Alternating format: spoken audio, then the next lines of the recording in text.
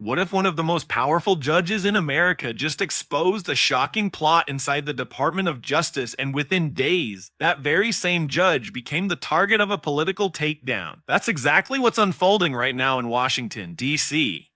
Chief Judge James Boasberg, the top federal judge overseeing some of the most sensitive Trump-related cases, called out a group of Department of Justice lawyers for what he described as bad faith conduct and threatened to report them for possible disbarment. Within just 5 days, a familiar name from Trump's inner circle, Pam Bondi, came out swinging with a formal judicial complaint against the judge himself. Not just any complaint, but one that seems suspiciously timed, suspiciously targeted, and backed by none other than Fox News. Coincidence? Or retaliation? This isn't just courtroom drama.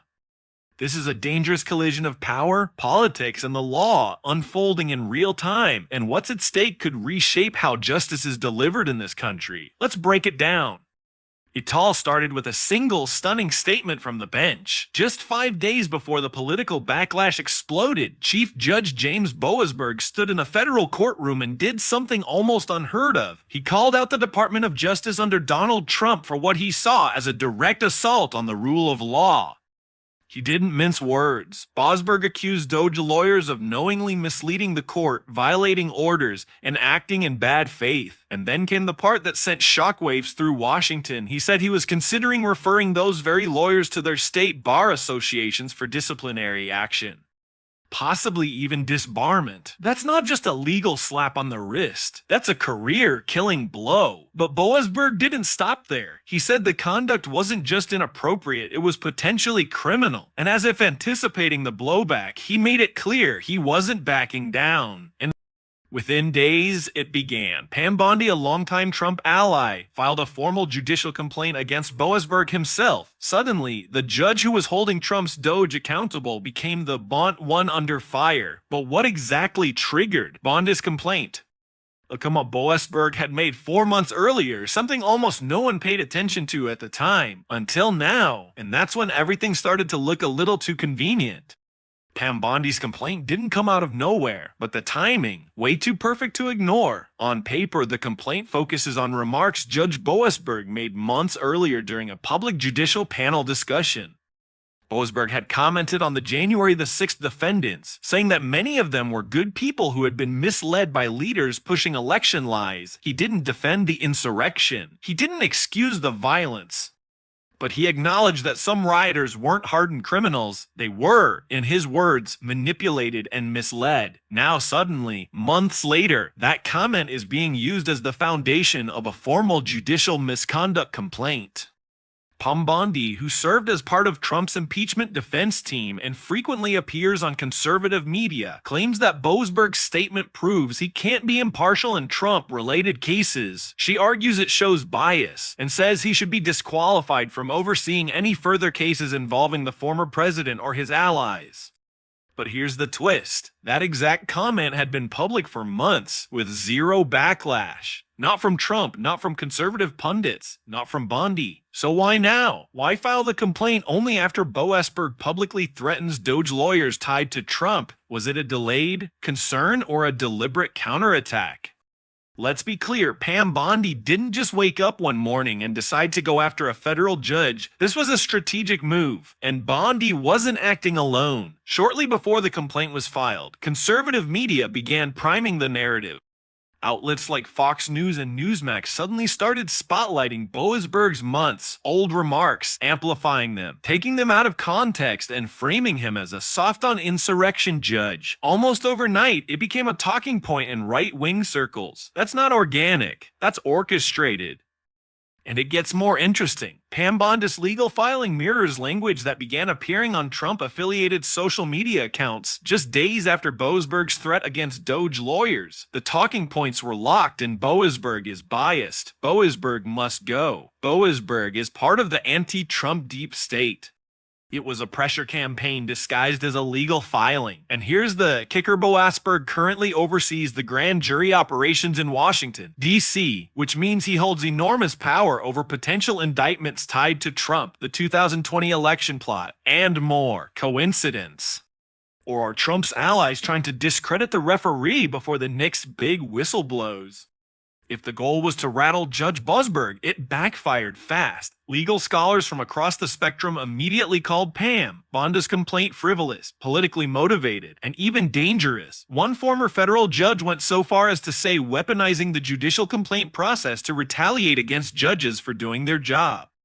That's Authoritarian Playbook 101, Harvard Law. S. Lawrence Tribe called it a naked attempt to intimidate the judiciary, and Bondist logic. It's paper thin. Judges make general comments about defendants all the time, especially in public forums meant to foster transparency and discussion. Busberg's remark wasn't about a specific case, and it wasn't even controversial when he said it, but suddenly after he threatens Doge lawyers with bar discipline, it's grounds for removal. Legal analysts say the complaint has virtually no chance of going anywhere except maybe the trash bin, but that's not the point. Because in this game, it's not about winning the legal battle, it's about sending a message, challenge Trump, S-orbit, and you become the target, and that's exactly what happened to Judge Busberg. This isn't just about one judge or one complaint. What we're witnessing is a test of how far political actors are willing to go to reshape or outright bully the judicial system. Filing ethics complaints against judges isn't new, but filing one in response to a judge calling out misconduct, that's different. That's dangerous.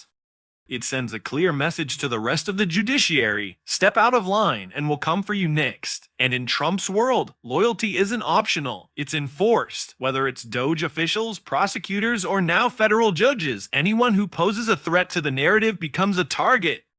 Not through legal arguments, but through media pressure, PR warfare, and procedural retaliation. The scary part: if this tactic succeeds, others will copy it. It could set off a domino effect that poisons the independence of courts far beyond DDC. So as this complaint sits on someone's desk, awaiting review, the real question isn't will it be dismissed? It's how many more of these complaints are coming next, and who will have the spine to stand up to them? Let's not pretend this is just a legal stunt. This is a warning shot, and every judge paying attention knows it. Busberg is the chief judge of the DC District Court. If they can come after him, no one is safe. The message being sent is quiet, but chilling. Ty, stay out of Trump's way, or you're next. And that's exactly how judicial independence. These not all at once, but piece by piece, under pressure, intimidation, and fear. It's not just about removing one judge. It's about making the rest think twice before doing the right thing. And if that happens, we all lose. This isn't just about a courtroom or a single complaint. This is about the future of American democracy. We are heading into a 2024 election where Trump is not only running again, but also facing multiple indictments across multiple jurisdictions. Every one of those cases depends on judges being able to act without fear, to rule based on law, not pressure. But if the far-right playbook becomes smear the judge, attack the court, and trigger investigations, what happens when those judges start backing off? When witnesses refuse to speak? When justice folds under the weight of fear? If that becomes the new normal, the justice system won't be blind, it'll be gagged. And for Trump, that's exactly the point. Create enough chaos, confusion, and conflict that nothing sticks. Turn every courtroom into a battleground, every ruling into a political stunt, and every judge into a potential target. Because if the legal system collapses under that kind of pressure, then Trump already won without needing a single vote. So here we are, watching a former Florida attorney general try to take down a federal judge, not with evidence, not with law, but with political retaliation. This isn't about justice, it's about power. And if we let this slide, if we normalize these attacks, then the rule of law becomes just another casualty in the chaos. Judge Busberg's only crime, daring to hold powerful people accountable. If that's what gets you targeted in today's America, then we need to ask ourselves, how close are we to losing the system we fight? Thought was unbreakable. Stay informed, stay loud, because the people trying to silence the courts, they're hoping you're not paying attention.